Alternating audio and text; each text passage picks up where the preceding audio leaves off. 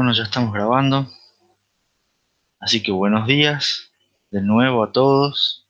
Creo que ya a todos los saludé en esta fresca mañana otoñal que nos está fresca y lluviosa mañana otoñal, que es una hermosa previa del invierno, de los breves inviernos tucumanos. Así que hoy vamos a empezar con la clase de hoy y como siempre, como todas las clases, empezamos repasando los conceptos clave de la clase pasada, que espero que hayan podido repasar un poquito, por lo menos releer la diapositiva. A ver, levanten la manito los que están acá y pudieron ver las diapositivas o pudieron repasar el video. ¿Alguno de los presentes?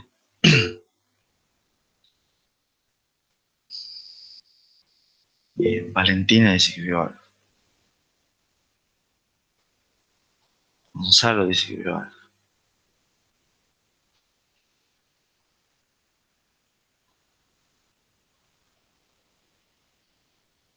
Matienzo dice que no tiene idea. Bueno, Rosalba prefiere no decir nada. Vamos a ver qué vimos en la clase pasada. Vimos multiprocesamiento con memoria compartida. ¿En qué consiste memoria compartida? Se tienen varios núcleos o varios procesadores y todos ven o todos manejan la misma memoria. Eso hace que sea mucho más fácil, digamos, acceder a la misma, ya que se lo hace en general a través de instrucciones load store. La memoria es única, es compartida, todo el mismo espacio de almacenamiento es para todos los procesadores. Hay dos variantes, inclusive, perdón, con memoria compartida, que son con memoria uniforme o con memoria no uniforme. Lo que sí es cuando se trabaja con memoria compartida y cuando se trabaja con caches, es necesario mantener protocolos para mantener, o sea, es necesario manejar protocolos para mantener la coherencia de los datos entre los caches y la memoria principal, o digamos entre toda la jerarquía de memorias. Esos protocolos, en general, los más comunes, se encargan en hacer snooping sobre un bus compartido. Snooping es estar permanentemente monitoreando, estar mirando por la ventana de chismoso a ver qué es lo que hacen los demás.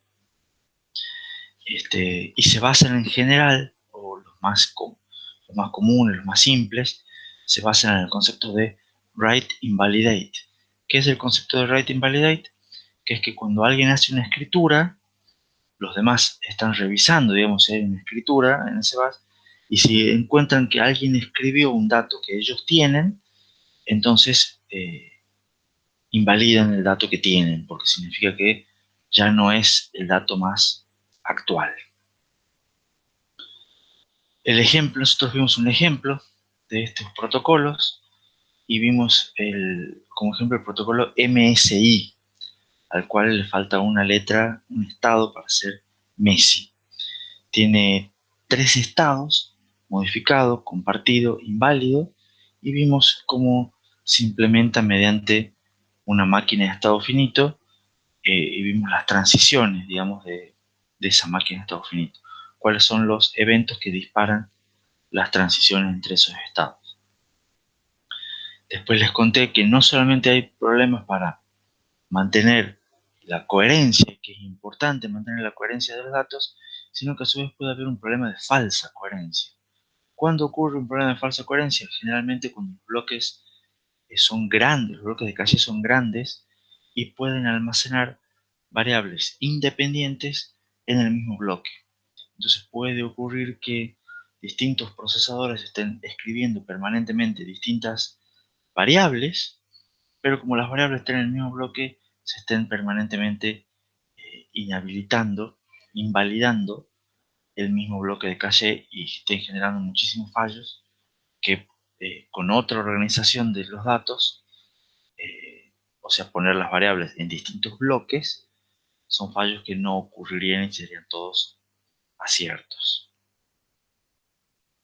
En general, cuando variables independientes comparten el mismo bloque de datos. Después les conté también un poco sobre lo que es multiprocesamiento con memoria no compartida, que es otra técnica que en general utiliza librerías de paso de mensajes como técnica para compartir datos. Esto en general, este tipo de multiprocesamiento es bastante común en clusters. ¿Qué son los clusters? Son cuando se conectan, digamos, computadoras completas o casi computadoras completas con redes de bajo costo, como por ejemplo Ethernet, para hacer un conjunto, digamos, de varias computadoras, de multiprocesamiento de varias computadoras, en el cual es muy fácil de escalar, porque en general simplemente se pueden agregar todos los nodos que uno pueda eh, al sistema, digamos, al clúster, y en general son sistemas que están pensados para tener una muy alta disponibilidad. Me olvidé, por ejemplo, de comentar que es común que en laboratorios de las facultades, donde se tienen, qué sé yo, 40, 50 computadoras, o menos, 20 computadoras, se las puede conectar para hacer que esas 20 computadoras procesen un solo conjunto de datos y trabajen como un clúster. Eso es un caso de multiprocesamiento. Lo que sí es importante mencionar que este tipo de clústeres, hay dos cosas importantes para mí que son importantes destacar. Una es que manejan otro tipo de paralelismo. Habíamos visto en clases anteriores paralelismo a nivel datos, habíamos visto paralelismo a nivel threads, y este tipo de clúster maneja el paralelismo a nivel aplicación. O sea que es directamente aplicaciones que lo que se puede hacer es o copiar la aplicación en distintas computadoras, replicarlas, o dividir, que la aplicación divida la tarea, que es lo que quiere hacer. Por ejemplo, se quieren dividir muchas eh, consultas en una base de datos, o se puede dividir consultas a un servidor web. Ese tipo de cosas son directamente otro tipo de paralelismo, otro nivel de paralelismo que es, que es independiente de los demás y se puede tener todo junto, por supuesto. Pero intentan aprovechar otro, otro nivel, otro tipo de paralelismo que es a nivel aplicación. Y la segunda cosa destacable de los clusters es que como son muy fáciles de escalar, ¿qué es lo que pasó? La gente realmente las escaló. O sea, escaló en el sentido de, eh, en vez de poner 20 computadoras, en vez de poner 40 computadoras, ¿qué pasa si ponemos 100? ¿Qué pasa si ponemos 1000? ¿Qué pasa si ponemos 10.000? Hicieron lo que son los data centers grandes de las empresas más populares hoy en día, más importantes hoy en día, y llevaron lo que se conoce como Warehouse Scale Computer, que son computadoras de realmente gran escala. Vamos, son computadoras que tienen 10, decenas de miles o centenas de miles de computadoras conectadas entre sí. Y esas Warehouse Scale Computers son los que dan vida a lo que hoy conocemos como la nube, cloud computing, conceptos como software as a service, que son nuestros populares conocidos de Google, Facebook, Amazon, etcétera. Eso fue un pequeño resumen de todo lo que vimos. ¿Alguno tiene alguna duda, alguna inquietud vinculada a alguno de estos conceptos? ¿O podemos avanzar con la clase de hoy?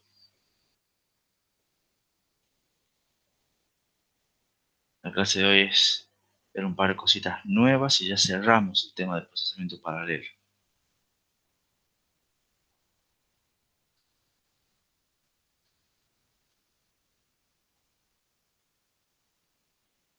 Todos dicen, bueno, o sea, no hay dudas, lo cual no implica que se entendió, implica que no hay dudas, no es lo mismo. Este, entre paréntesis, claro, Matienzo dice, desde marzo que vengo entendido a gata nomás, así que, lo cual es mentira, porque no me acuerdo que te haya ido mal en el primer parcial, Benjamín. Así que me parece que acá está exagerando un poquito. Solamente acá es solamente un poquito. Bueno, sigamos con la clase de hoy. La clase de hoy empieza con la pregunta, dice, ¿cómo podemos explotar entonces el paralelismo? Y hay varias cuestiones que hay que tener en cuenta, que vimos ya varias cuestiones de cómo se puede explotar paralelismo. Primero, una cuestión es que hay una cuestión de software. Dijimos que todas las técnicas para mejorar paralelismo que vimos hasta acá son técnicas que no son transparentes. O sea, requieren que el programador, requieren que los programas sean reescritos o sean adaptados con algoritmos o lenguajes o ambos para poder aprovechar ese paralelismo. Por ejemplo, los lenguajes pueden incorporar librerías para manejar paso de mensajes o, o- o eventualmente un algoritmo tiene que ser reescrito para poder dividir los datos de una manera especial que aproveche el paralelismo. Acuérdense que era más importante escalar datos que código por la ley de Amdahl. Entonces, implica que para poder explotar paralelismo es necesario a la base de software que está reescribirla de algún modo, con algún otro lenguaje, con alguna cosa nueva, o cambiar el algoritmo, porque muchos de los algoritmos existentes son pensados netamente de una manera secuencial. Siempre tratar de reescribir no todo el algoritmo, sino tratar de ubicar cuál es la parte más lenta, la parte que requiere más tiempo, esa tratar de paralelizarla para aprovechar mejor Amdahl. También es importante ver cómo partir los datos, cómo hacer la sincronización. Son detalles que son los fundamentales a la hora de intentar explotar paralelismo. Y después les fui contando hasta aquí distintos enfoques. Vimos lo que es el paralelismo a nivel datos, que se aprovecha mejor con instrucciones tipo SIMD o con instrucciones tipo vectoriales. Vimos paralelismo a nivel thread, que se aprovecha en los núcleos que tienen multithreading, ya sea multithreading simultáneo, que es el más común, o eventualmente el multithreading común, llamémosle, que es el coarse grain. Y después está el paralelismo a nivel aplicación. Y en general no es que se usa uno o se usa otro, se usan todo lo que se pueda, porque uno siempre busca mejor performance. Entonces, a distintos niveles, uno puede ejecutar en una aplicación varios threads, y esos threads pueden eventualmente utilizar instrucciones SIMD para procesamiento de lo que tengan que procesar. Entonces, son distintos tipos de paralelismo. Recuerden que también está el paralelismo a nivel de instrucción, que es el que habíamos visto antes con procesadores superescalares, con super pipeline y todas esas cosas, ejecución fuera de orden. Eh, entonces son distintos tipos de paralelismo y la idea es aprovecharlos a todos. Entonces ustedes cuando quieran paralelizar algo, cuando quieran mejorar la performance de algo, ustedes van a tener que ver qué es lo que pueden mejorar, dónde pueden mejorar y qué es lo que más conviene, siempre desde el punto de vista costo-beneficio. ¿Está claro? Siempre, por supuesto, tengan en cuenta que por una cuestión de Amdahl, siempre está presente Amdahl, no tiene mucho sentido escalar paralelismo sin escalar datos. O sea, no necesariamente un procesador con 8 núcleos va a ser siempre mejor que un procesador con 4 núcleos. Sino que si ustedes pueden aprovechar los 8 núcleos, entonces es probable que ande mejor. Pero si ustedes no los van a aprovechar a los 8 núcleos, van a tener 4 núcleos al vicio, por nombrar un ejemplo entre 4 y 8 núcleos. ¿Se entiende?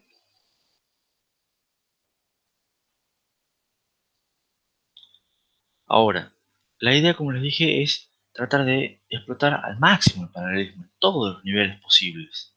Y eso es algo que se viene haciendo en múltiples niveles desde hace muchos años. Entonces acá vemos un dibujito que me gustó mucho, tomado del libro de los autores, no del que están viendo ustedes, sino una versión un poquito más actualizada, en los cuales se ve cómo va evolucionando la performance, que ya vimos en las primeras clases un gráfico parecido de esta evolución, pero está bueno acá, me gusta porque está segmentada en distintas etapas y explicadas más o menos por qué las distintas etapas. Y esto es parte más o menos de una computadora de referencia de los años 80, y se ve que al principio se mejoraba la performance con el agregado de mayores instrucciones, el agregado de mejores instrucciones y ese tipo de cosas en Lisa. Esa época era la época de las instrucciones que se conocían como SIS, que se acuerdan los ISA complejos. A partir de mediados de los años 80 empezó lo que es la era RISC, donde se empezaron a hacer ISAs como el que vimos nosotros, el RISC-V, ISAs orientados a performance, y fueron durante más o menos 20 años en los cuales hubo un crecimiento muy bueno de la performance. Acá empezó a aparecer la memory wall, porque la performance de los procesadores empezó a escalar mucho más rápido que la de los otros componentes. Hasta que llegó el año 2004. En el año 2004 fue, por un lado, se chocaron con la pared de la, del Powerwall, el consumo de potencia. Coincidió también con el fin del Bernard Scaling, ¿se acuerdan que vimos en cosas? En el tema de bajo consumo, en el primer tema de costo y performance y consumo de energía. Entonces, acá, esos dos factores, digamos, lo que es, ya no se podía aumentar la frecuencia, fue el final de NARSCAL y todo lo demás, empezó con la transición a multicore. Empezó a decir, conviene poner, en vez de un núcleo que haga todo esto, pongamos dos núcleos y mejoremos la performance de otra manera. Y la performance siguió mejorando. Hasta que la ley de Amdahl se dieron cuenta que, che, en realidad conviene poner dos núcleos, conviene poner cuatro núcleos, ya 8 núcleos ya nos cuesta un poco más, pero no se aprovechan tanto 8 núcleos. 16 núcleos tampoco, o sea, no podemos seguir escalando núcleos porque no vamos a llegar a ningún lado porque el software eh, tiene una limitación, y esa limitación es culpa de que hay bloques secuenciales. Entonces empezamos a ver una, una tendencia cada vez menor. Fíjense acá, significa esto es que duplican la performance. Acá la duplicaban la performance cada año y medio, se pasó a duplicar cada 3 años y medio, después se pasó a ver una tendencia que se duplica cada 6 años, y desde hace unos 4 o 5 años más o menos, estamos viendo que quizás esté llegando lo que dice acá el fin de la línea, el famoso final de la ley de Moore, o cosas así por el estilo que no se sabe todavía, que es muy reciente, está pendiente, pero las tendencias dicen que en principio vamos a tardar 20 años en duplicar la performance, o sea, ya se alcanzó una meseta, o parece ser que estamos en una meseta de, de evolución de performance. ¿Se entiende más o menos ese gráfico? En realidad, Gonzalo pone, por ejemplo, en el chat, dice, qué mal momento para vivir. Depende del punto de vista, porque en realidad es un momento muy bueno, significa que tenés o sea, desde un punto de vista, significa que ya tenés máquinas que tienen muy buena performance y que pueden hacer muchas cosas que hace 10 años o hace 20 años eh, eran, eran difíciles de imaginarse, entonces vos ya estás bastante bien. Significa, vos pensás que en la época que dice ahí, en la época del cuadrito verde, vos tenés que cambiar la computadora cada año y medio, más o menos. Y tenés que tener plata para cambiar la computadora cada año y medio. Porque vos te comprabas una computadora hoy y en 2 años la computadora era literalmente vieja. O sea, ya andaba la mitad de lento que la computadora que acababa de salir. Entonces, era duro en un país como Argentina eh, mantener, digamos, salían cosas nuevas, o salía un programa nuevo, salía una nueva versión del Left 4 Dead, tu computadora en 3 años ya era 4 veces más lenta. Ahora, mal que mal, puedes seguir jugando. Entonces, no está tan mal, digamos, que se llegue a esa. O depende, digamos, para qué se la use, pero no está tan mal el gráfico de la evolución de performance. No es necesariamente un mal momento para vivir, ¿no? Sin embargo, pasa que acá hay otro gráfico que no sé si se lo distingue muy bien, porque, bueno, son los colores que eligieron y además un gráfico muy grande, pero es un gráfico que en particular muestra o pretende mostrar lo que es la evolución de algunas necesidades. Y lo que muestra acá es, por ejemplo, en el caso de inteligencia artificial. ¿Por qué uso inteligencia artificial? Porque es una materia que ustedes están viendo en cierto modo, porque es otro tema que en lo personal también me gusta y me metí un poco, y sobre todo, más allá de esas dos cosas, porque es una materia, es un tema que está muy de moda hoy en día, y justamente apunta a lo que quiero mostrar, que es la necesidad. ¿Qué es lo que muestra este gráfico? Muestra cuánto es acá en el eje de las Y, el requerimiento de cómputo de algunos programas de inteligencia artificial.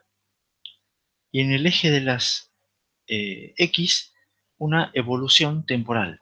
Entonces se ve que acá partimos desde el año 60. O sea, este eje es mucho más amplio que el eje que vimos recién. Es mucho más largo, digamos. Abarca más años. Y se ve que en la década del 60 había un cierto requerimiento de cómputo que era bajo. En los 90, con algunas técnicas de inteligencia artificial, empezó a aumentar ese requerimiento de cómputo. En el 2000 aumentó más. En el 2010 seguía aumentando los requerimientos de cómputo. Pero si uno hace un gráfico, fíjense que esto está, no sé si es lineal o logarítmico, no es ese el punto. eh, Parece ser logarítmico, pero acá se ve más o menos que hay una tendencia que más o menos bastante, hay una recta en la cual uno puede hacer una regresión de cómo iba evaluando el avance de las necesidades de procesamiento de inteligencia artificial. Y es más o menos lineal, hasta más o menos el año 2012, en los cuales hubo un quiebre en cómo se empezaron a manejar las cuestiones de inteligencia artificial. No vamos a entrar en detalle por qué, pero fíjense que empezaron a salir nuevas técnicas de inteligencia artificial y o sea, si ustedes quieren graficar a partir del año 2012 con respecto a cómo venían antes, no sé si ven que hay una etapa más sombreadita acá, y sobre todo que acá cambia la pendiente, cambia notoriamente la pendiente con respecto a lo que se venía haciendo hasta el año 2012, que estamos hablando de 50 años de evolución contra no llegamos ni a 10 años todavía, pero la pendiente es notoriamente diferente, ¿no? ¿Qué es lo que les quiero decir? No sé si se llega a distinguir en el gráfico. Y esto es una cuestión de que hay necesidades que durante muchos años estuvieron eh, estancadas, por eso, o sea, seguían creciendo, seguían haciendo cuestiones, un crecimiento normal, pero de vez en cuando aparecen cosas que son disruptivas y generan que la gente empiece a ver las cosas de otra manera. Pasó en la inteligencia artificial y genera que la gente necesite más cómputo y necesite más performance. Entonces, fíjense que esto estamos hablando de la inteligencia artificial en particular. En los últimos 10 años se necesita muchísima más performance que en los últimos 50 años anteriores. Y contrasten este gráfico con el gráfico anterior. En los últimos 10 años, los procesadores no están evolucionando, o sea, la performance como en los últimos 30 años anteriores. O sea, acá hay una discrepancia. No sé si lo ven. Hemos tenido en un momento cuando la gente está para algunas aplicaciones necesitando más performance, los procesadores ya no les pueden dar más performance. Y no tenemos de dónde, o no se nos ocurre, de dónde sacar más performance, lo cual es un problemón. ¿Me sigue?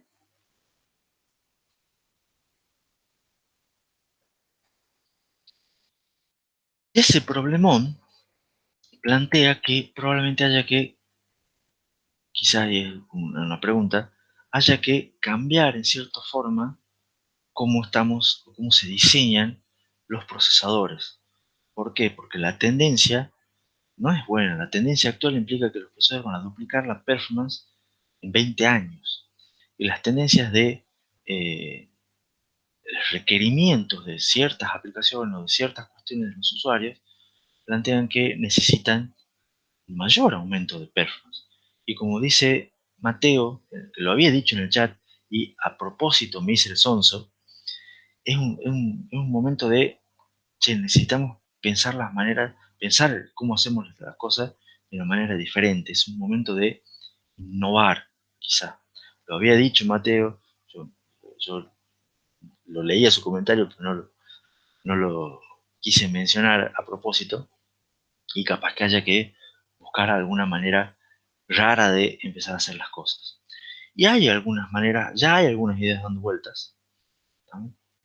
Entonces fíjense que según la tendencia mostrada en los gráficos anteriores, los procesadores duplicarán su performance aproximadamente en 2038. Pero las necesidades aumentan, algunas necesidades están aumentando mucho más rápido. Sabemos que, ya hemos visto, que la performance no puede mejorar agregando transistores, porque hay un decaimiento en la ley de Moore y porque hay restricciones de consumo de energía. Sabemos que tampoco puede mejorar con multiprocesamiento, porque a la larga estamos limitados por la ley de Amdahl y por el software existente. Entonces, ¿qué se puede seguir haciendo a nivel de arquitectura de computadoras? Es una pregunta abierta, pero les voy a contar algo que es una posible respuesta a una tendencia que se está viendo ahora. Y esa tendencia que se está viendo ahora se los denomina, se les pone el nombre de arquitecturas de dominio específico. En inglés, DSA, que es Domain Specific Architectures. ¿Qué son las arquitecturas de dominio específico? Son procesadores, son arquitecturas que se enfocan en hacer muy pocas tareas. O sea, ya no son una especie de procesadores o chips de propósito general, sino que son de propósito específico. Hacen muy pocas tareas, pero a esas tareas las hacen extremadamente bien, ¿no? Y por ejemplo, ¿se acuerdan cuando vimos en los temas de entrada-salida los input-output processor que se encargaban de, cuando uno, el procesor principal, delegaba una cierta tarea a un input-output processor? Bueno, esa es la idea, una idea madre, si se quiere decir, ver así, de delegar ciertas tareas y encargarte de, vos haceme todo esto, ¿no? Pero esa tarea, hacémela muy bien. Me pregunta en el chat, Mateo, dice, es como hacer una arquitectura específica para la función del procesador, específica para algunas funciones del procesador. Ya vamos a ir viendo y te voy contando algunos ejemplos, pero es no pensar un micro que haga cualquier cosa, sino es un micro que haga una cosa. Y para otra cosa hacemos otro micro que haga otra cosa. Y para otra hacemos otro micro que haga otra cosa. ¿Se entiende? Ya te lo voy a ir contando un poco más. Por ejemplo, fíjense este dibujo. Normalmente, ¿qué es lo que muestra este dibujo? Este dibujo muestra en el eje de las Y una especie de relación performance contra energía. O sea, performance por watt, una eficiencia. Cuán bien hacen las cosas. Y acá lo que se muestra en el eje de las X es un dominio de aplicaciones, o sea, un rango de cuántas aplicaciones puede hacer. Y normalmente todo lo que veníamos viendo nosotros hasta acá eran como ser procesadores o diseños de propósito general, que uno puede hacer cualquier tipo de aplicación. Entonces, si ustedes tienen un procesador de Intel, por ejemplo, un AMD, un Ryzen, cualquiera de esos micros, en general están hechos para hacer ustedes pueden ejecutar cualquier software, software de oficina, software de cálculo, software de programación, pueden jugar videojuegos, pueden hacer un montón de cosas. Y algunas las hacen mejor, otras las hacen peor, pero la idea es que tienen una curva, digamos, de performance y power, que es más o menos así, una cuestión más bien chata, y a veces tienen unos picos que para algunas cosas son muy buenos, para algunas otras cosas no son tan buenos, pero en general se la bancan y pueden hacer cualquier tarea que ustedes le pongan. La idea de esta arquitectura de dominio específico, que también se le conoce como los aceleradores, hoy en día es que yo hago una tarea, hago una cosa mucho más chiquita, puedo hacer muchas menos cosas, pero a estas cosas las hago mejor. Entonces, las hago mejor no solamente en performance, sino que en performance y power. Tienen mejor relación de eficiencia, ¿estamos? Pero hacen muchas menos tareas. Entonces, ¿cuál vendría a ser la idea acá?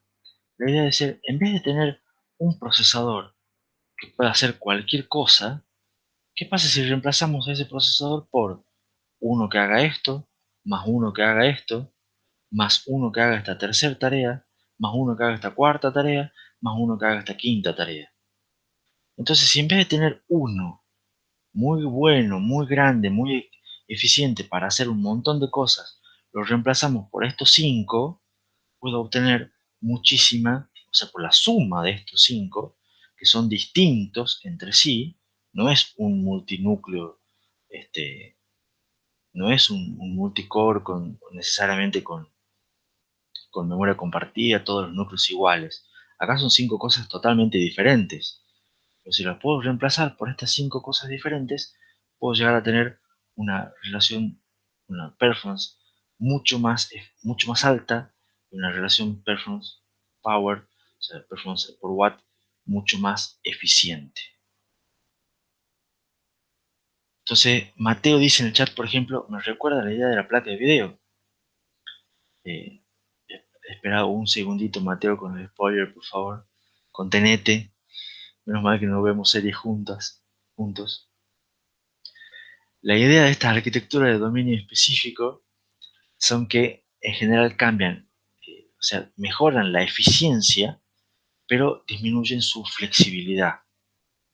Vamos allá, no pueden ejecutar cualquier algoritmo, no pueden hacer cualquier tarea, ellos están hechos para hacer alguna tarea puntual. Y este tipo de arquitecturas de dominio específico, estos aceleradores, nos permiten reconfigurar nuevamente la ley de Amdahl. ¿Por qué? Porque la ley de Amdahl nos decía, bueno, ustedes hay partes que son secuenciales que no pueden paralelizar.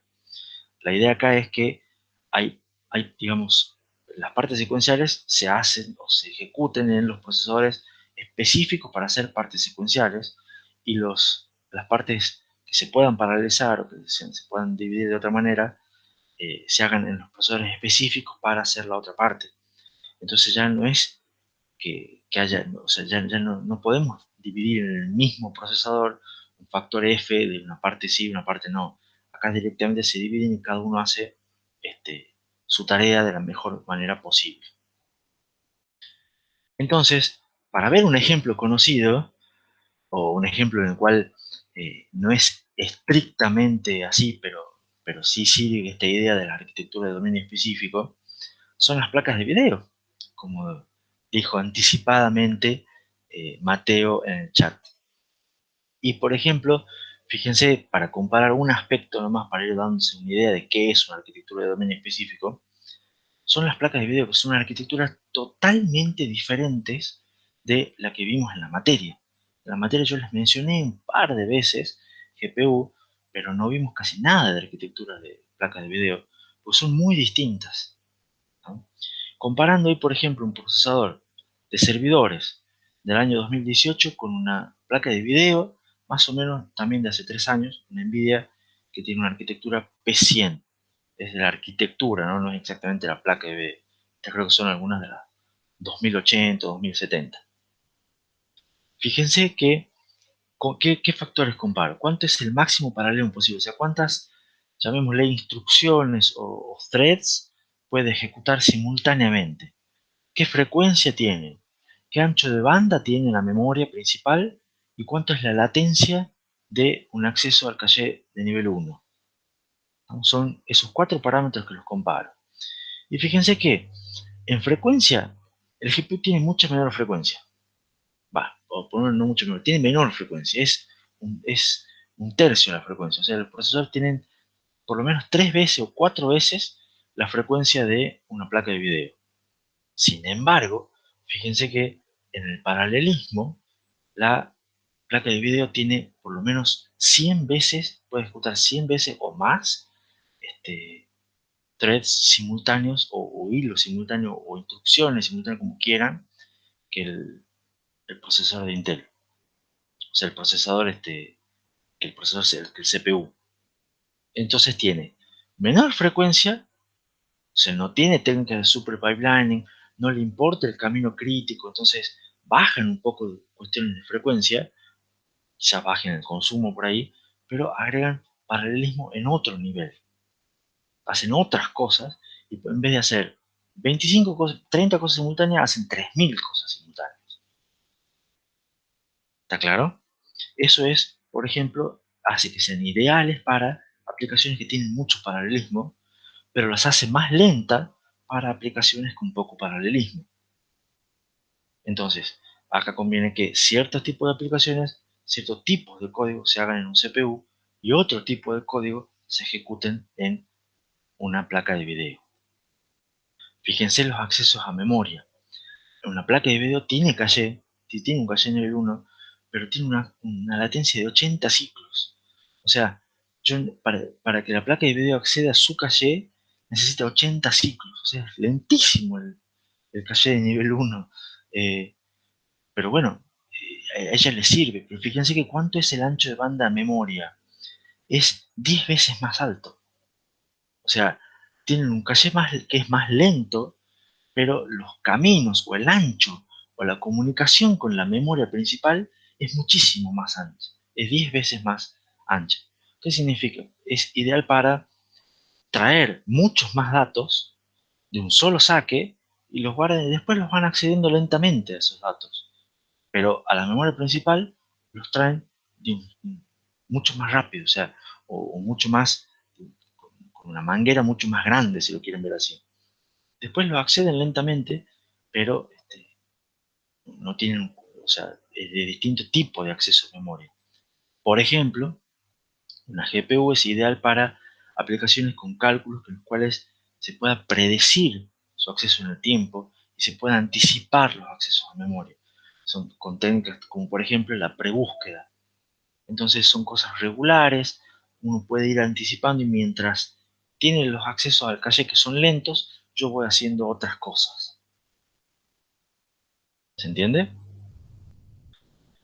Otros ejemplos de arquitectura de dominio específico que no son un GPU, por ejemplo, son procesadores de audio, en los cuales se tiene un ISA específico que incluye instrucciones que sirven para implementar de manera óptima un algoritmo de cancelación del ruido. Y fíjense acá ya le estoy dando algo, es un procesador que sirva para procesar audio, nada más que audio. ¿Estamos? Y que tenga un algoritmo que es de cancelación de ruido. O sea, no hace ninguna otra cosa que procesar audio. ¿Dónde se usa eso? Por ejemplo, en los auriculares inalámbricos que están surgiendo hoy en día.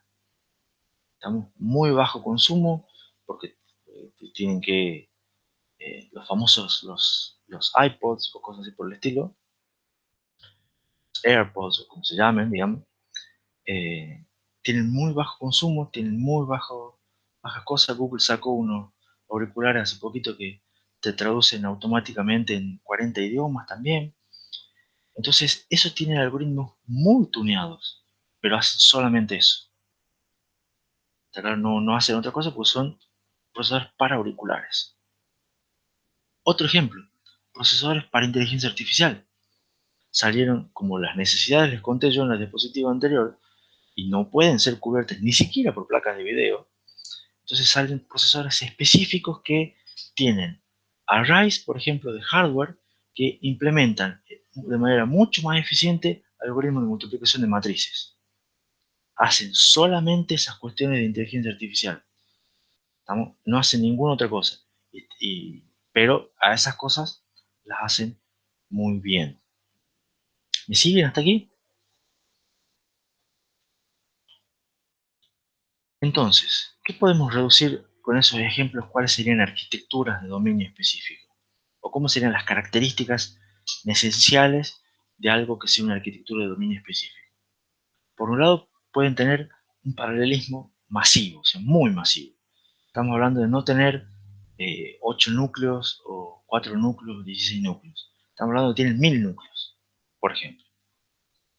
Así, ya no es un orden de magnitud, son 2 o 3 órdenes de magnitud eh, por- con respecto a otros tipos de procesadores.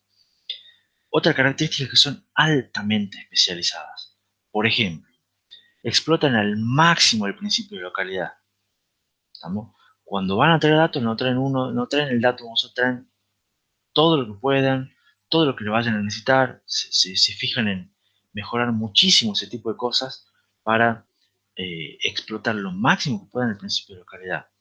Optimizan la jerarquía de memorias para sus estructuras de datos específicas. O sea, no les interesa qué es lo mejor en general o cuál es para un rango, para un benchmark genérico de aplicaciones. Yo quiero para mi aplicación cómo sería mi jerarquía de memorias que yo necesito. No me interesa la frecuencia, perfecto. Bajo la frecuencia, eso me permite aumentar el tiempo de ciclo, eso me permite aumentar la asociatividad, aumentar los tamaños de caché, pues se ponen a jugar y tunean toda la jerarquía específica para que ellos vayan a necesitar.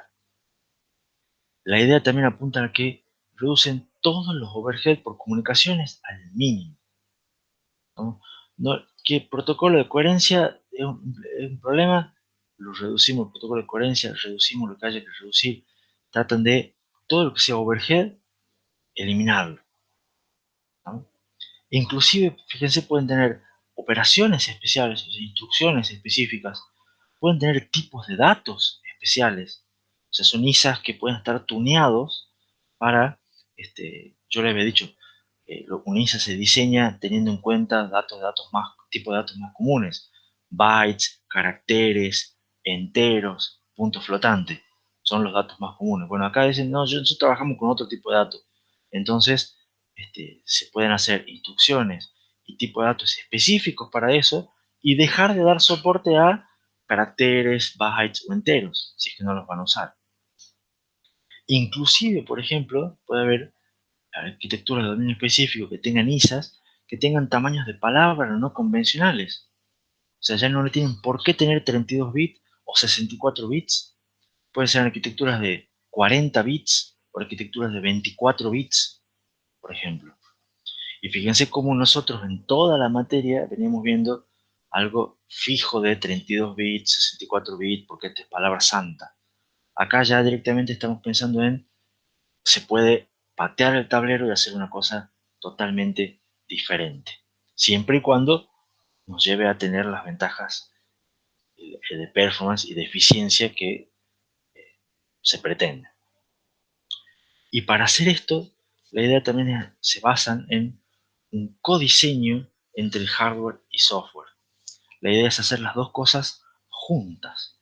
O sea, no solamente hay que modificar el algoritmo para aprovechar el nuevo hardware, sino que el nuevo hardware debe ser diseñado para aprovechar el algoritmo. ¿Está claro? O sea, la idea es que se va viendo, o sea, dado el software que ustedes tenían para hacer un determinado algoritmo, lo mejoramos ese algoritmo para el hardware que conocemos. Entonces después mejoramos el hardware para adaptarlo al algoritmo mejorado. Con ese nuevo hardware hacemos un nuevo algoritmo y después con ese nuevo algoritmo hacemos un nuevo hardware. Y de esa manera vamos diseñando las dos cosas juntas y de esa manera se ve el problema específico visto como un todo y aceleramos todo lo que es el proceso de ejecución de ese problema puntual muy específico. ¿Se entiende? ¿Alguna pregunta hasta acá que estoy hablando mucho? Entonces, ¿cuáles son las desventajas o que presentan o que se van descubriendo hasta ahora de este tipo de arquitecturas? Primero, si ya multiprocesamiento era difícil para los programadores, estas son mucho más difíciles y en muchos aspectos. Por ejemplo, directamente acá es aprender nuevos ISA. Y no solamente nuevos ISA, sino que además cada arquitectura de dominio específico puede tener un ISA diferente. Entonces, si ustedes quieren programar un procesador de audio, se programa de una manera. Si ustedes quieren programar una placa de video, se programa de otra manera. Y además, los dos se programan de maneras diferentes de que les enseñamos nosotros. O sea, son todas cosas distintas. No es aprender una librería nueva, sino que son todas cosas distintas. Además, como es nuevo hardware, todas las herramientas típicas tienen que ser modificadas para soportar ese nuevo hardware. Y me refiero a compiladores, sistemas operativos, los entornos de desarrollo, los lenguajes, los debuggers. O sea, todas las herramientas base tienen que reconocer y soportar nuevos tipos de arquitecturas, lo cual a veces se lo hace, a veces no. Probablemente ustedes, si son desarrolladores de algunas de estas arquitecturas nuevas, tengan que hacerse además también nuevos compiladores, nuevos parches para los sistemas operativos. Entonces eso hace que sea todo más lento, no sería normal. Además también hay que mejorar, aprender a usar librerías de paralelismo que son no convencionales. O sea, ustedes ya tenían las librerías de multiprocesamiento, bueno, además hay que hacer la versión tuneada o específica de esa librería, o sea que ya es una doble complejidad. Y, por supuesto, lo que les dije recién, hay que rediseñar todos los algoritmos comprendiendo a fondo qué es lo que hace el hardware. Entonces, significa que los programadores tienen que saber mucho de hardware. Y programadores que sepan mucho de hardware escasean en general, porque o son programadores o saben mucho de hardware. Y además hay otra desventaja, que es una cuestión económica, que es que como estas arquitecturas son muy específicas, son muy especializadas, en general no tienen las ventajas de la economía de escala. O sea, no es que hacemos un procesador de audio y vamos a vender miles de millones, porque todo el mundo usa uno. No, o sea, no todo el mundo tiene unos auriculares inalámbricos con cancelación de ruido y traducción en 40 idiomas. Entonces, ¿qué es lo que pasa? Porque no todo el mundo necesita, entonces son caros. Entonces, como son caros, no todo el mundo los puede comprar. Como no todo el mundo los puede comprar, no se fabrican cientos de miles o cientos de millones. Entonces, hay una cuestión de, no tenemos la ventaja de que un procesador de Intel hay hasta en la sopa, o los de AMD también, o los de ARM peor. Entonces, estos son muy específicos. Los otros ya tienen ciertas ventajas, tienen la economía de escala, que son miles de millones, se usan en todos lados, porque son propósito general. Entonces, estos hay que venderlos, hay que promocionarlos, hay que conseguir que el interesado realmente pague lo que es el desarrollo y todo lo demás. Eso es una gran desventaja. ¿Se entendió en general lo que son los problemas de estas arquitecturas? ¿Se entendieron los problemas? Entonces, ¿cuándo podría ser aplicables estas arquitecturas? Por ejemplo, ¿en qué tipos de aplicaciones pueden funcionar estas? Cuando los cálculos presentan un alto grado de paralelismo, son ideales para aplicar una arquitectura de dominio específico. Por ejemplo, las placas de video.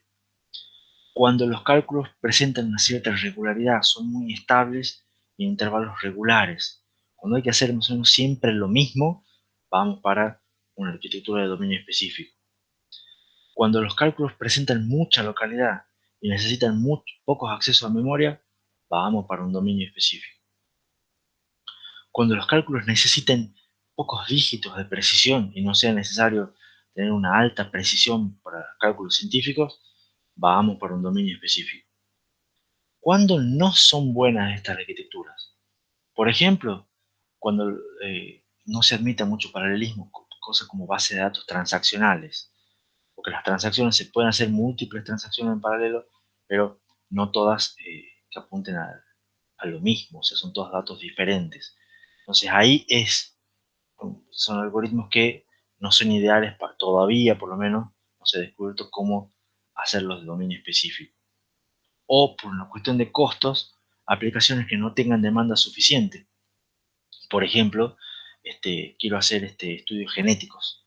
Sería buenísimo hacerla con un dominio específico, pero no hay todavía, o sea, son muy especiales las cosas, son muy puntuales, entonces no vas a justificar, o sea, no va a haber una demanda de chips de esto que justifique la fabricación. ¿Quieren que hagamos un recreo ahora o quieren que sigamos? Matienzo dice, por favor, recreo. Mateo está de acuerdo, ya son dos de los poquitos que tenemos. Gonzalo siempre vota en contra y quiere que sigamos. Hagamos un recreo. Uno más a favor del recreo. Hagamos un pequeño recreito, son las 9:01. Como empezó un poco más tarde, hablando tonteras al principio, pero este, hagamos un recreo. Ya, total, ya terminamos el tema. No queda casi nada. Y empezamos el tema nuevo. Pero ahora hacemos un recreito. Voy a dejar de compartir momentáneamente la presentación. Y son las 9:02. Nos vemos en 10 minutitos. 9:12. Vayan a estirar las piernas, a hacer un cafecito. Así los tengo bien despiertos para lo que viene.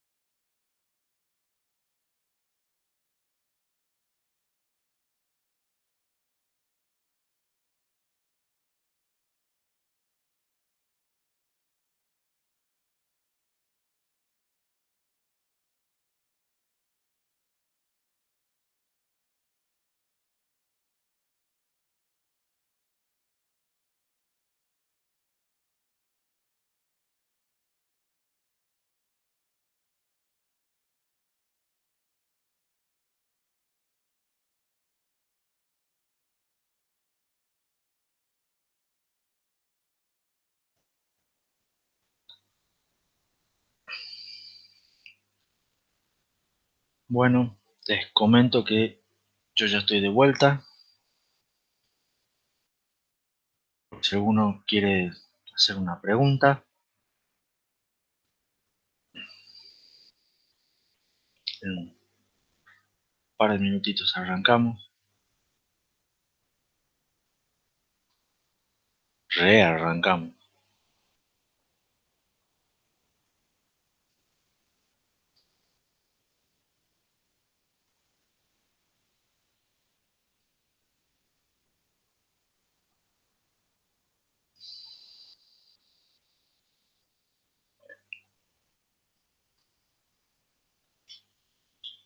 Mateo dice que es una belleza tomar algo calentito con este frío. Sí, totalmente. Justamente eso me estoy fijando, la temperatura. Mi celular dice que hacen 6 grados con térmica de 2.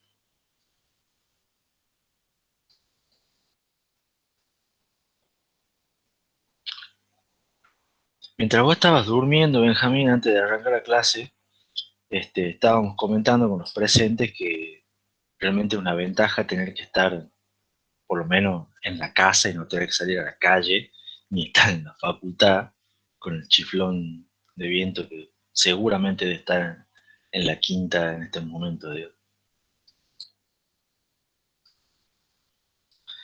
Benjamín dice que mande las diapositivas y las leo a mediodía. Las diapositivas yo las mando. O sea que en ese sentido ya está, digamos, yo ya cumplí con mi parte. Después ustedes leanla a mediodía, si pueden, y lean el libro también, ya que están.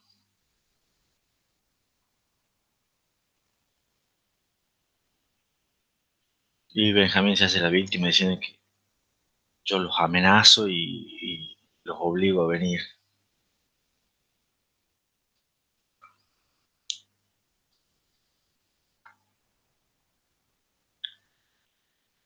Bueno, ya estamos todos de vuelta.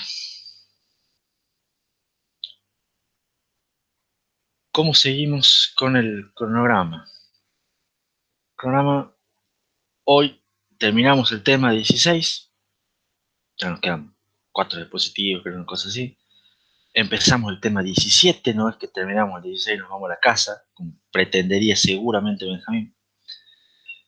Les tengo que recordar que a las 13 rinden, ustedes tienen la evaluación del práctico 6, ya está publicado el práctico 7, que eh, por suerte para ustedes, va, y para mí también es el último práctico ya. Ya una vez que hagan el 7 tienen que, ya se desocupan de los prácticos. El viernes vamos a tener clase, vamos a continuar con el tema 17. El lunes no hay clases, por suerte descansamos todos para reponer energías para lo que sí es la recta final. El lunes es feriado, por la duda, no sé si todos sabían o no. Eh, y finalmente, en principio, el miércoles 23 te- tenemos terminamos el tema 17 y terminaríamos con la teoría ese día miércoles 23. Lo cual el miércoles ustedes ya saben que rinden el TP7. En el chat, em, por un lado, Rosalba no sabía que era feriado, así que le acabo de alegrar un poco este miércoles frío. Me parece genial que con tan poco la llené de felicidad a Rosalba. Eh, Mateo dice que con este encierro ni sabe que cae el lunes. No importa, pero el lunes es feriado, eso es lo interesante. Y Matienzo dice que les debo una clase. Matienzo ni siquiera presta atención a la diapositiva del cronograma, así que no les estoy debiendo nada, Benjamín, porque al final no tuvimos clase cuando habíamos dicho cuando había un feriado que no era feriado, después les dijimos que no era feriado, entonces dijimos que íbamos a tener clase, no nos íbamos a tomar el feriado, pero después lo hicieron feriado de vuelta y no tuvimos clase, así que estamos exactamente como deberíamos estar. Hasta para las diapositivas del cronograma me está fallando, Matienzo.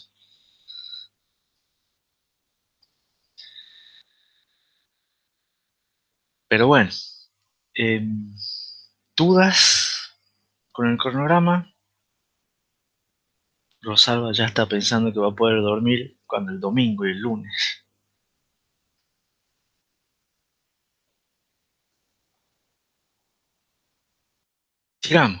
Sigamos con el tema de procesamiento en paralelo. La cuestión es, todas estas nuevas arquitecturas de dominio específico, ¿podrán generar realmente el cambio de paradigma? Puede ser, ¿no? Esto es de vuelta pregunta abierta.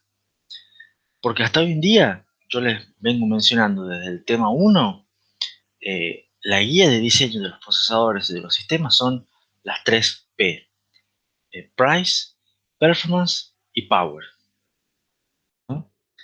Y implícitamente había otro factor, que es generalidad, propósito general. Todos los sistemas eran en general eh, con el objetivo de que uno, cuando diseñaba este tipo de cosas, tenía que poder ejecutar, ser compatibles con cualquier aplicación que el usuario final requiera. Entonces es una cuestión de, sea lo que sea que se les ocurra a los usuarios, tiene que funcionar. Y ese era lo que estaba implícito en todos los procesadores, que estas arquitecturas de dominio específico plantean que probablemente haya que romper. Entonces, hubo una época en la cual un procesador nuevo anunciaba cuántos transistores traía. Decía, tiene tantos millones de transistores, después tiene tantos millones de transistores, qué bueno, podemos poner cada vez más transistores. Después pasó, bueno, ya no tiene sentido seguir hablando de millones de transistores, digamos cuántos núcleos trae. Entonces ahora yo tengo un procesador con dos núcleos. No, yo tengo uno mejor que tiene cuatro núcleos. No, el mío es mejor, tiene ocho núcleos. Cosas así, estamos medio viviendo en cierto modo ese aspecto. Pero ahora es en realidad una mezcla que es totalmente heterogénea de varios procesadores. Y ya es heterogénea no solamente como hemos visto en el tema anterior, de procesadores grandes y procesadores chicos, sino que son procesadores grandes, procesadores chicos y además procesadores específicos, ¿no? Entonces, cada procesador tiene, o dedicado a una aplicación, tiene su propio ISA, su propio software y sus propios algoritmos. ¿Será posible que RISC-V, que busca ser un ISA único, eh, ayude a disminuir este tipo de fragmentación? De vuelta, no sé si valdrá la pena, no sé si lo lograrán, ¿no? Y estas arquitecturas de dominio específico actualmente, hoy en día, están siendo dominantes, lo cual parece indicar que realmente sí es el camino a seguir, por lo menos ahora, ¿no? Y si no están siendo dominantes, están en pleno crecimiento. Y en general se las ve en todo tipo de computadoras, ya sea computadoras de escritorio, móviles, servidores, data centers y sistemas embebidos. O sea, en todos los tipos de computadoras se está empezando a ver uno, dos o más arquitecturas de dominio específico para una cuestión de mejora de performance o de mejora de performance por watt. Y acá tienen un diagrama genérico que les quería mostrar de lo que es un System on a Chip de un celular. Eso más o menos es un diagrama de bloques de, de alto nivel, digamos, porque está puesto así medio, muy cajas, no negras, acá son celestitas las cajas, digamos, pero que es lo que hace cada cosa, de los bloques más o menos constitutivos de lo que sería un sistema moderno hoy en día como es un celular, y que ni siquiera es de gama muy alta, ¿no? ¿Qué es lo que podemos ver?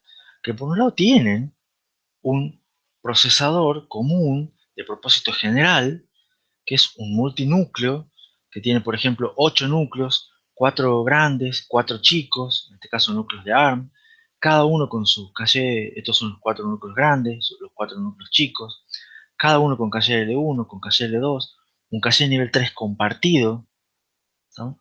Esto es más o menos uno, cosas que hemos visto mucho en general en los distintos temas de la materia. Esto está conectado con una red interna, una red on-chip, intra-chip, que es coherente, que mantiene la coherencia entre, ¿y qué es lo que está conectado acá? Esto ¿se acuerdan lo que hemos visto como el LAN core? Está lo que son los periféricos, que sería el Southbridge, el controlador de memoria, que va a la memoria, acá está conectada lo que son la memoria física, y en este bus también está otro procesador, porque ahora estos chips, todo esto sigue siendo un solo chip, digamos. Además de tener estos 8 núcleos de propósito general, hay un procesador dedicado a video, que tiene, fíjense acá, estos núcleos trabajan a 2,6 GHz, a 1,8 GHz, este trabaja a 750 MHz, o sea, muchísimo más lento. Un procesador dedicado a video. A su vez hay un procesador dedicado a inteligencia artificial, machine learning. ¿Tá?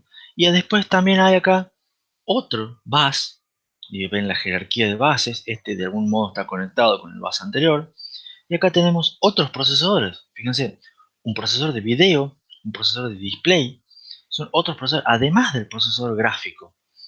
Y además hay otro procesador que se encarga de controlar todo el sistema, la frecuencia, el consumo de energía y un montón de otras cosas para mantener bajo consumo y demás, para hacer gating, para todo ese tipo de cosas. Otro procesador dedicado a sensores, otro procesador dedicado a comunicaciones de, de celulares. O sea, estas son las comunicaciones 4G o 5G, por ejemplo, que es un procesador que tiene para tiempo real. Entonces, fíjense cómo estamos en nuestros núcleos, estos seguramente están con una configuración de memoria compartida, eh, quizás UMA o NUMA, no sabría decirlo, depende de las latencias, pero tienen en un mismo chip, que es todo el cuadrado azul grande, fíjense cómo tenemos los procesadores que vimos, los procesadores específicos, como el procesador para las comunicaciones 4G, 5G, el procesador de video. Fíjense que tiene 3 procesadores para video. Uno específico para algunas funciones, otro para otras funciones, otro para otras funciones. ¿Estamos? Las redes de interconexión, todo lo que hemos visto en estos últimos temas, está todo junto en un solo chip. ¿Estamos? Y esto es más o menos un esquema de un teléfono actual, como para que se hagan una idea de lo que es un sistema. ¿Preguntas, por ejemplo, con respecto a este diagrama? ¿Se entiende?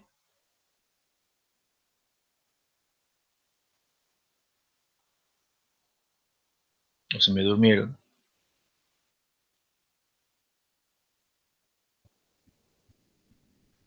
Mateo, que es el único que está tomando café, por lo menos responde y dice que sí, entiende bien. Algunos ejemplos. Fíjense, el procesador M1, que es el procesador que sacó Apple el año pasado.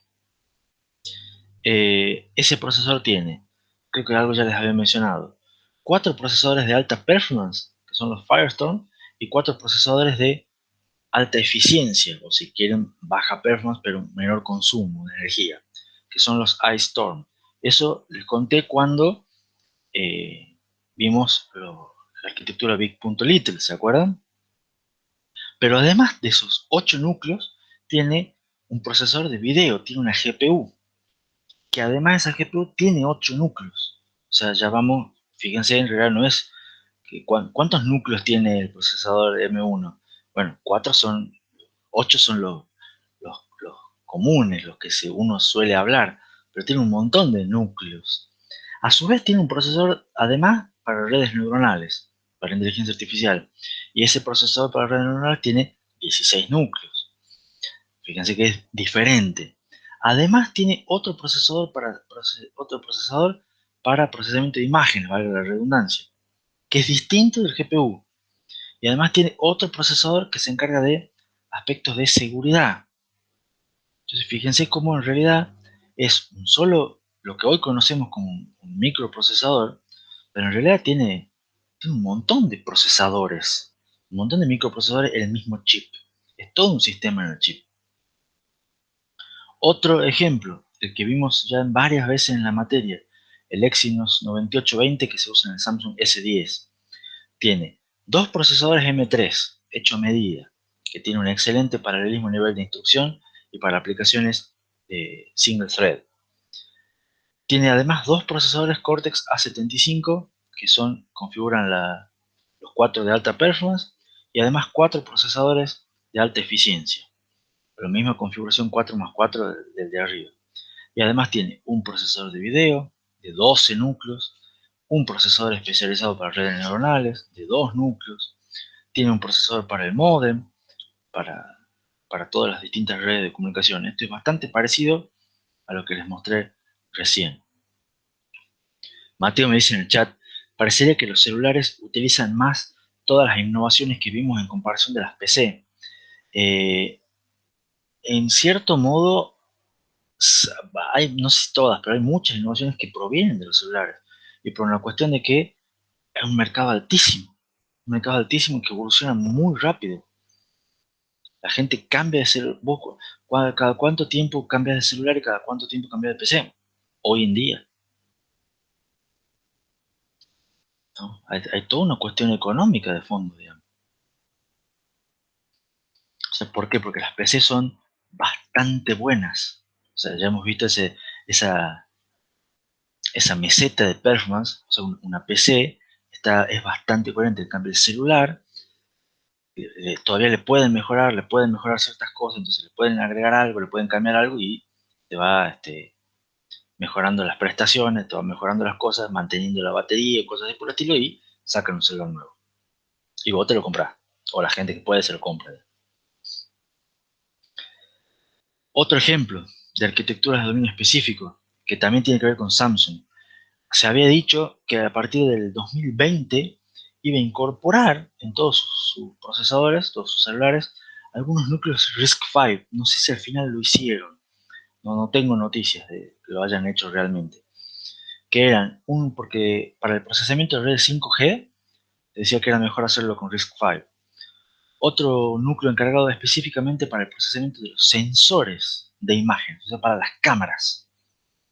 Solamente para, para manejo de sensores de imágenes. Y además otro núcleo para manejo de seguridad. Todos esos núcleos van a ser con RISC-V. Google, tomando otro ejemplo. Google, que hace software, todos sabemos lo que hace, o sabíamos una de las cosas que hace Google, empezó a decir, che, la verdad que los chips que existen no me alcanzan para mis tareas, los tipos de datos y las cosas que yo quiero hacer. Entonces Google empezó a hacer e hizo sus propios chips. No los vende, no los comercializa, se los hace para consumo propio, digamos. Pero hizo sus propios chips, les llamaron TPU por unidad de procesamiento de tensores, que es una cuestión matemática, para inteligencia artificial. Sacaron una versión en 2016 y les dio muchos resultados. Así que dijeron que este año van a sacar la cuarta versión. Sacaron después una versión 2, después una versión 3, y anunciaron para este año, antes de fin de año, sacar la cuarta versión. Cada una, por supuesto, mejor que la anterior. Después sabemos que, bueno, o también Google anunció el mes pasado que va a diseñar que ya hizo, digamos, sus propios chips para video. Ya les voy a mandar la noticia por Discord cuando terminemos la clase. Tiene unos chips de video, unos BPU, que son específicos para manejar distintos códecs de YouTube. O sea, no hacen nada más que cambiar ciertos códecs de compresión de video. Entonces, como manejan YouTube, tienen no sé cuántos millones de videos y hay no sé cuántas visualizaciones por día, necesitaban mejorarlo. Como no lo podían mejorar, se hicieron sus propios procesadores para hacer Solamente eso. Otro ejemplo. ¿Se acuerdan cuando vimos en el tema 2 el procesador Wafer Scale? El procesador que tenía el tamaño de la oblea.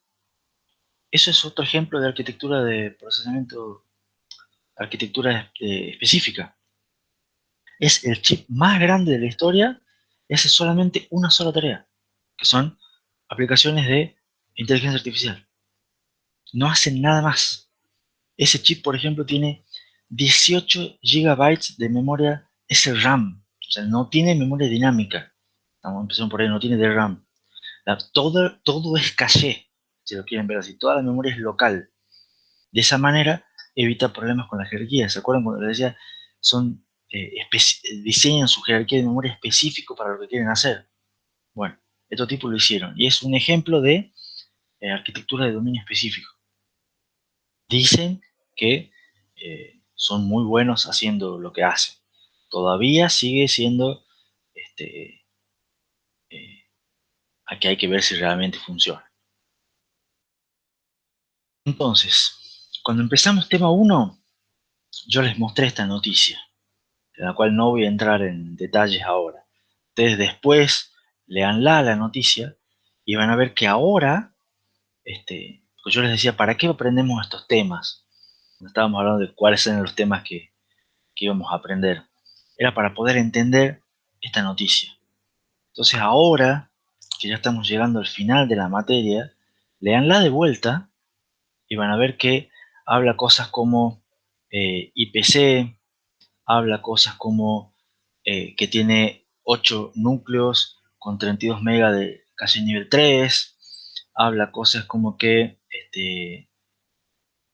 me, mejoran la velocidad de PCI Express, tiene un mayor ancho de banda de memoria principal, etcétera, etcétera, y un montón de cosas que las pueden leer con otros ojos, o espero que las lean con otros ojos, puedan ver realmente cuánto puede haber de cierto en esa noticia, puedan llegarmente definir si les resulta útil o no la información provista por la noticia o lo que promete, y puedan llegar a discernir si vale la pena pagar o no para tener el procesador que promociona esa noticia. Pero creo que les quiero mostrar que a esta altura del partido pueden tratar de leer la noticia y espero que puedan comprenderla mucho mejor que lo hacían en marzo. Entonces, para terminar este tema, ¿qué vimos? Multiprocesamiento como técnica para seguir aumentando la performance, superar limitaciones de paralelismo a nivel de instrucción, de la memory wall y de la power wall. ¿Qué problemas tiene el multiprocesamiento? Siempre hay cuestiones de comunicación, de sincronización, de coherencia y de que no es transparente, y eso lo hace difícil su programación. Además, como justamente la programación y los algoritmos, nosotros venimos y siempre nos enseñan con lenguajes de programación y técnicas de programación que son netamente secuenciales. Y eso nos limita fuertemente la performance porque es lo que nos dice la ley de Amdahl. Entonces vimos que no tiene mucho sentido aumentar paralelismo si no aumentamos los datos. Y ahí, para aprovechar el paralelismo a nivel datos, vimos que existen las instrucciones de tipo SIMD, Single Instruction Multiple Data, que procesan con una única instrucción muchos datos. En general se usan para multimedia, para grandes volúmenes de datos. Después, como otra técnica de procesamiento paralelo, vimos que son los threads, vimos multithreading y cómo aprovechar el paralelismo a nivel thread. Después vimos procesadores simétricos de memoria compartida, con acceso uniforme a memoria, que esos tienen problemas de coherencia de caché. Y vimos todo lo que es los protocolos y demás, que se implementan con una MEF. Les comenté también los sistemas de acceso a memoria compartida no uniforme, NUMA, que de a poco van apareciendo cada vez más. Vimos los clústeres de acceso no compartido a memoria, la memoria ya no es compartida, que eso se comunica mediante paso de mensajes. evolucionaron eventualmente a Warehouse Scale Computer, computadoras grandes, unos data centers grandes, y como nos estancamos en la performance y se mantienen las necesidades, o aumentan las necesidades, hay probablemente un nuevo cambio de paradigma y tengamos que empezar a ver arquitecturas de dominio específico. Acá tienen, por supuesto, muchas las diapositivas de agradecimiento, porque esto no solamente lo hice yo, sino que lo tomo de otra gente que es bastante buena. Y con eso terminamos el tema 16, que no implica que hayamos terminado la clase de hoy.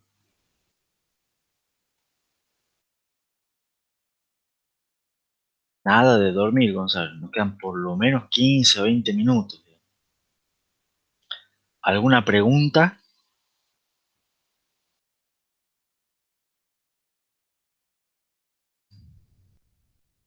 ¿Se entendió todo lo último? ¿Se durmieron? Pueden aprovechar para decirme si les parece un poco interesante o no, aburrido. Mientras, yo arranco con la presentación del tema 17. Tema 17 se llama conceptos de seguridad. El tema 17 es el último tema antes del parcial. Ahora sí, ya estamos en lo que yo le llamo la recta final. Este tema es un tema que, como teníamos para el primer parcial, es un tema que no lo van a ver en los prácticos. O sea, el práctico que se publicó ayer, que es el último práctico, llega hasta los temas de procesamiento en paralelo.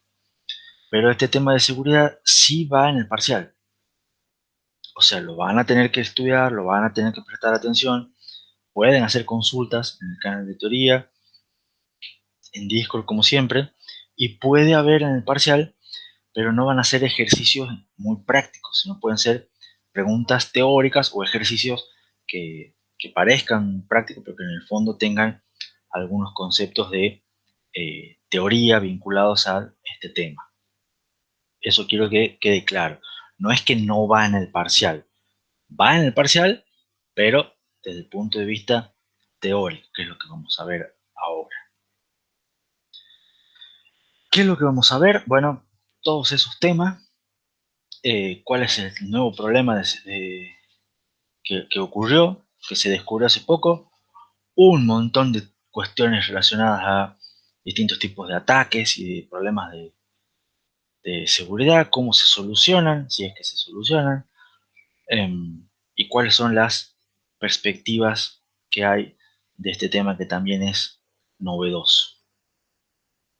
Entonces, por lo menos vamos a hacer o espero que a ver hasta dónde llegamos hoy, que no tenemos mucho tiempo, pero tampoco estoy muy apurado, para ver que ustedes tengan un pantallazo general de dónde estamos parados. Y una pequeña observación que sí es interesante. Este tema, no sé si se habrán dado cuenta o no, no está en el libro. No hay lectura recomendada, por lo menos ahora. ¿Por qué? Porque es un tema muy nuevo. O sea, este, se está recién empezando a dar en algunos museos, en el sentido medio que somos pioneros, si uno lo quiere ver así. Entonces no hay mucha bibliografía a nivel libro y no está, por supuesto, en el libro de la cátedra, que es más viejo que los temas que voy a mencionar ahora. Sí les pongo yo al final un montón de referencias o links y cosas para que si ustedes quieren pueden buscar los artículos, googlearlos, hacer clic en los distintos links, y el que le interese a alguno puede leer ahí como 200 mil millones de PDF dando vuelta, pero la información está así dispersa por el momento. Entonces hay información para leer, pero no hay libro. Por eso les quería avisar. Entonces, ¿dónde estamos parados? Hemos visto hasta acá. Hemos visto que toda la industria, la tecnología de la informática, fue durante décadas impulsada por lo que es la búsqueda continua de mayor performance. Hemos visto técnicas como pipelining, ejecución fuera de orden, ejecución especulativa, predicción de saltos, jerarquía de caché, multithreading y multiprocesamiento. Todo eso, de algún modo, lo hemos visto durante esta materia. Y todas apuntan a mejorar la performance. ¿Está claro? Hemos visto también qué es ISA. ¿Qué es lo que hemos visto de ISA? En ISA es el contrato entre el software y el hardware por debajo.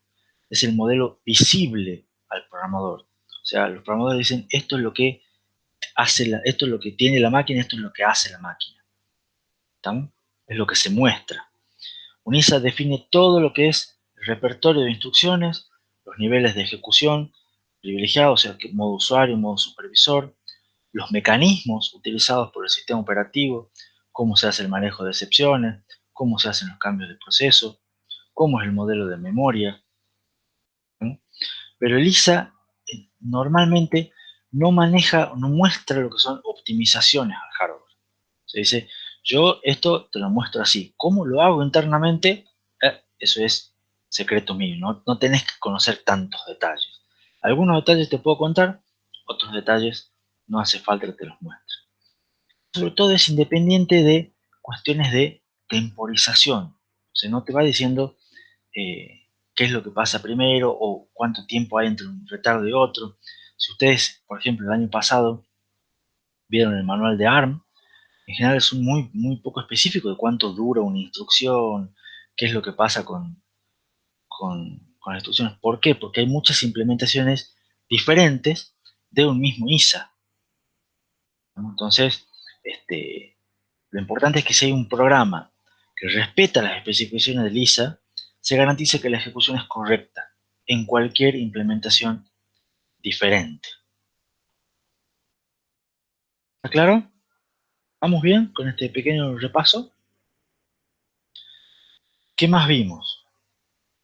Vimos que, ¿qué son los programas de usuario?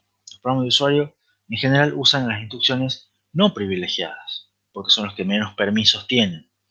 El sistema operativo es el que usa las instrucciones privilegiadas. El sistema operativo es el que dice, que maneja las cuestiones eh, que se encarga o sea, se encarga de manejar cosas que le quita a ciertos privilegios a los usuarios para manejarlas mejor, para evitar problemas de hackeo, de protecciones, de que sea un uso ineficiente, de que algunos use todo el recurso y no les deje a los demás, etc. En general, siempre todos los procesadores mantienen un estado cuando están en la ejecución. Se sabe en cada momento qué programa se está ejecutando, en qué modo se está ejecutando, se mantiene no solamente el banco de registro, el PC, el puntero base a la tabla de páginas, todo ese tipo de cosas. Normalmente los programas de usuario se ejecutan en un entorno de memoria virtual y es el sistema operativo el que maneja las tablas de página de cada programa. Y es la MMU, que es una parte del procesador, la que se encarga de traducir las direcciones virtuales a direcciones físicas. Las entradas de la tabla de página contienen bits de protección. ¿Se acuerdan todo esto? Más o menos.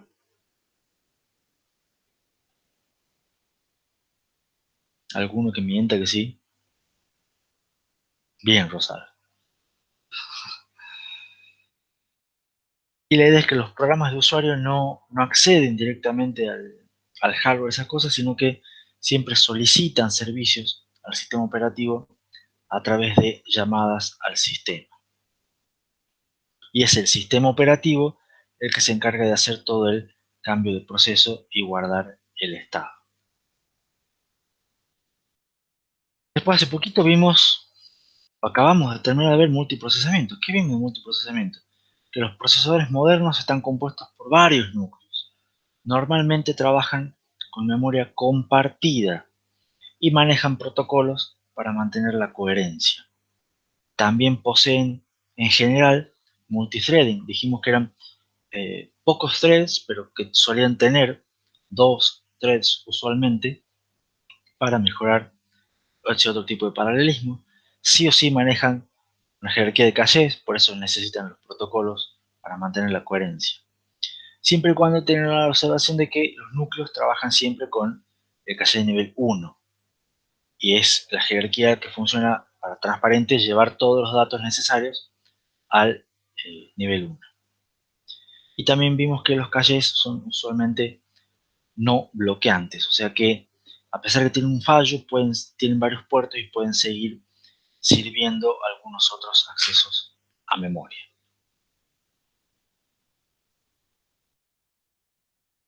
¿Vamos bien hasta aquí?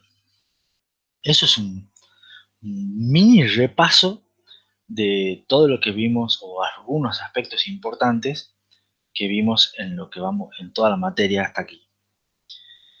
Sin embargo, lo que les quiero contar es que hace poco surgió un problema nuevo. ¿Y cuál era el chiste? Que todo lo que vimos, todo lo que les conté recién y todas las técnicas, digamos, vistas en la arquitectura de computadora, lo que hacen es que la computadora funcione bien. ¿Estamos? O sea, hace lo que tiene que hacer. La idea es que lo haga cada vez más rápido para tener mejor performance. Y, sin embargo, desde hace 15 años más o menos, no solamente es mejor performance, sino mejor performance y consumo de energía. ¿Está claro? Están las 3 P. ¿Estamos de acuerdo? Price, performance y power. Siempre. Ahora, la pregunta que surgió, si la computadora funciona bien, el sistema funciona bien, es posible, y yo tengo todas las herramientas de seguridad y todas las cuestiones, y esto es imposible que se hackee y todo lo demás, es posible que aún así se filtre información que no debería filtrarse. O sea, puede haber algún tipo de este, problemas de cómo extraer información del procesador a nivel hardware, aún con la máquina funcionando de manera correcta. Eso alguien se preguntó, se hizo esa pregunta si puede hackear un micro, y descubrió que sí hay maneras, hay posibilidades, hay técnicas que pueden utilizar para a una computadora que funciona bien, sacar la información.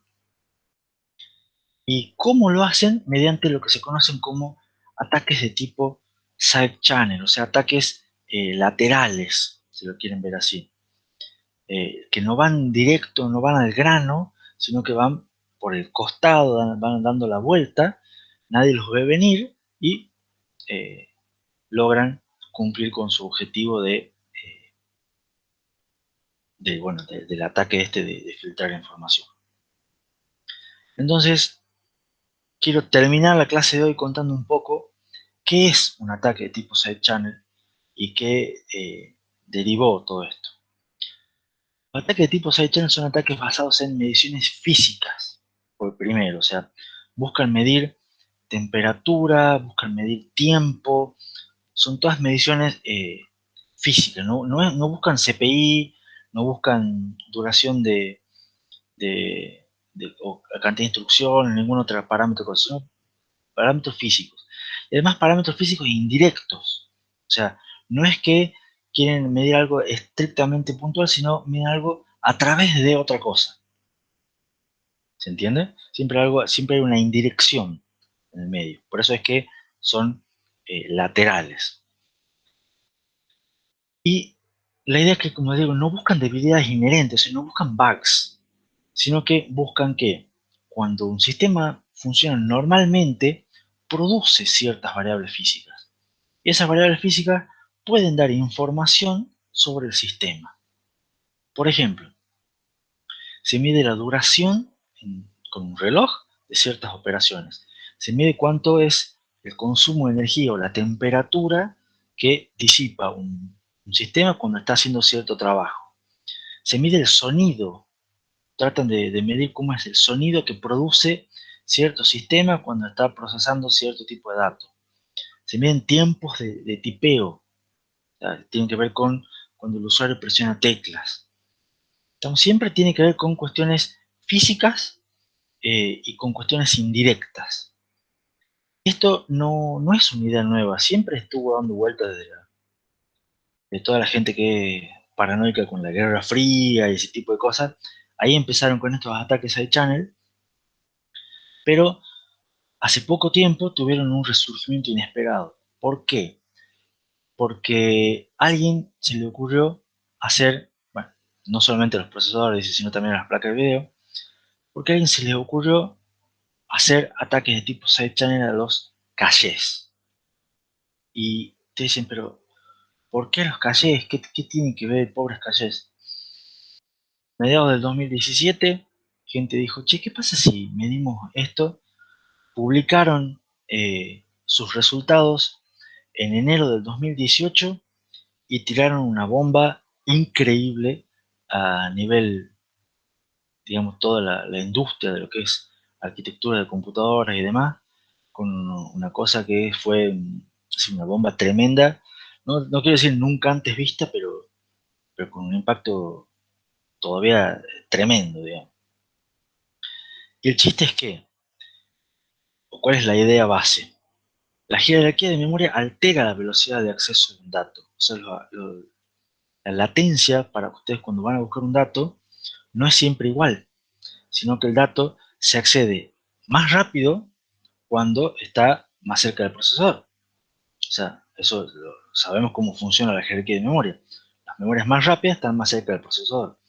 Entonces, los tipos empezaron a medir, pedían un dato y empezaban a medir cuánto tiempo demoraba. Entonces dicen, bueno, yo pido un dato, me lo responde muy rápido, yo sé que está en el caché nivel 1. Si después vacío el caché y lo pido de otra manera y se demora un poco más, entonces ya sé que está en el caché nivel 2. Y si se demora más, sé que está en el caché nivel 3. Y así sucesivamente. Entonces, midiendo el tiempo que demora un cierto acceso, es posible determinar en cuál caché se ubica. ¿Estamos? Y el tiempo de ejecución de un programa va a variar según sea su ubicación en los distintos cachés de la jerarquía. Eso es algo que nosotros lo conocemos, lo usamos, pero los tipos usaron estos investigadores usaron este hecho para tratar de filtrar información. Y lo consiguieron. ¿Estamos? Y cuando lo consiguieron, generaron algo como lo siguiente, que a partir del 2018 ese es un listado de algunas de las vulnerabilidades más importantes descubiertas solamente en los últimos 3 años. Y además no son solo esas, sino que también están todas estas, que estas son de entre el año pasado y este año. Fíjense que tenemos algunas que son de abril de este año y dos de mayo de este año, o sea, del mes pasado, ¿no? El problema es que, o sea, o una cuestión, se descubre casi una nueva vulnerabilidad cada 20 días, desde el año 2018. Algunas son chiquitas, algunas son más grandes, algunas son más importantes, otras son menos importantes, pero hasta el año 2018 no se había hablado de este tema y ahora, como les digo, una vez por mes más o menos, hay una vulnerabilidad nueva. Y fíjense, son a todo tipo de procesadores, procesadores tipo CPU, procesadores gráficos, GPU, procesadores de Intel, procesadores de AMD, procesadores de ARM, eh, todos caen de algún modo bajo alguna de todas estas vulnerabilidades, porque toda la gente está empezando a mirar en un lugar donde no había mirado antes.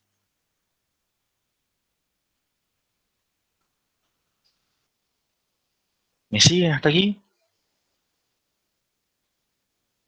¿Alguna pregunta?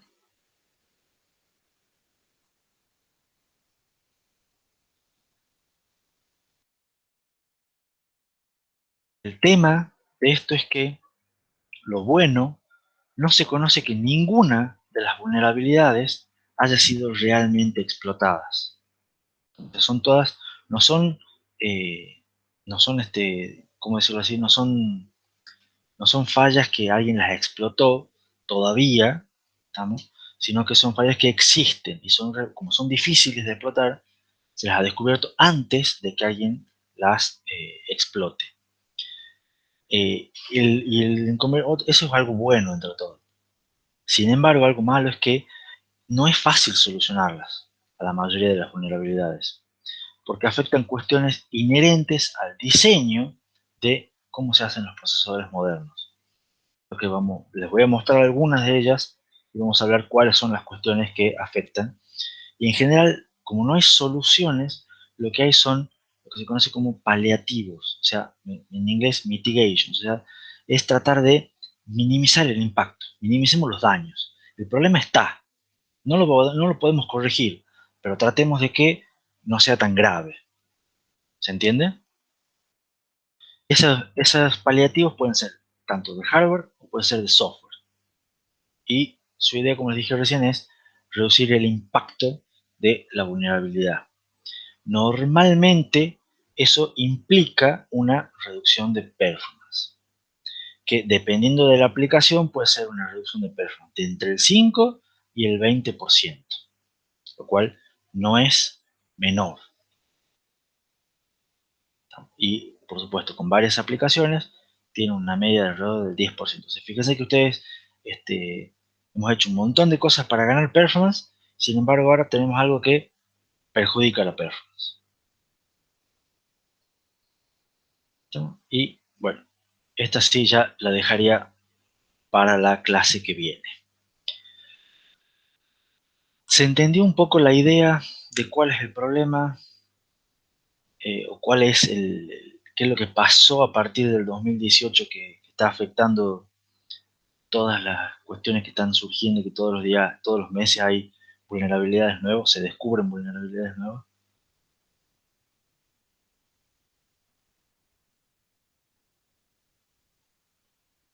¿Alguno tiene alguna pregunta?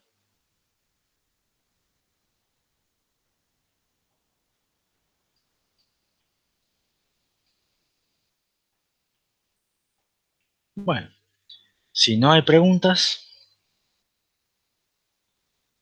hay preguntas, por suerte. Por un lado, Rosalba me pregunta o me dice que no entendió los nombres de las listas. Eh, la vuelvo a poner si querés, pero ¿en qué sentido decís que no entendiste los nombres de las listas? O sea, esas son vulnerabilidades. Esas son algunas vulnerabilidades.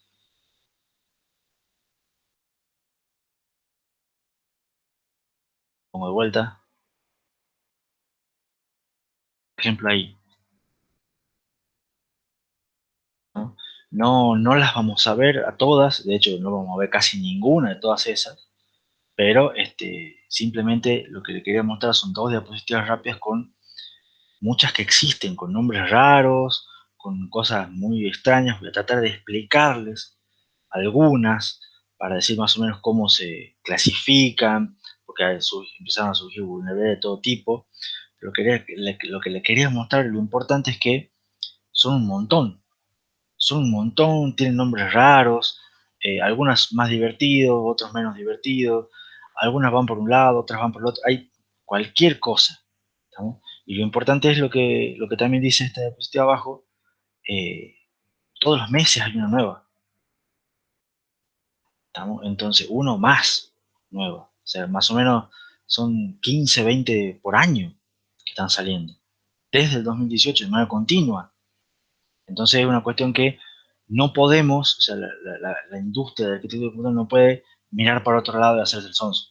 Tiene que evidentemente hacer algo con esto y simplemente ahí les tiro algunos nombres como para que alguno genere curiosidad o cosas así y después al final les voy a mostrar, les voy a explicar algunos de ellos y al final les voy a dar referencias por si alguno quiere seguir investigando. Esa era la idea.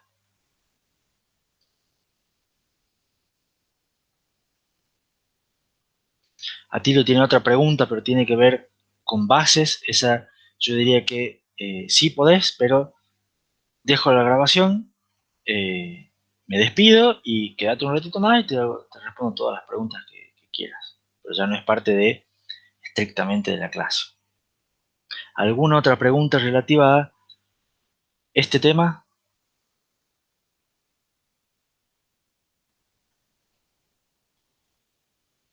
Bueno, entonces ahora sí, dejo de compartir, me despido, que les vaya bien en la evaluación de hoy a mediodía.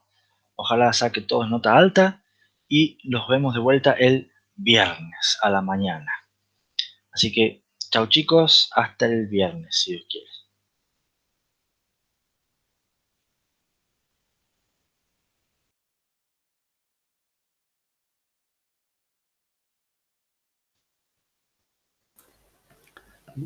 ¿Puedo hacer la pregunta ya?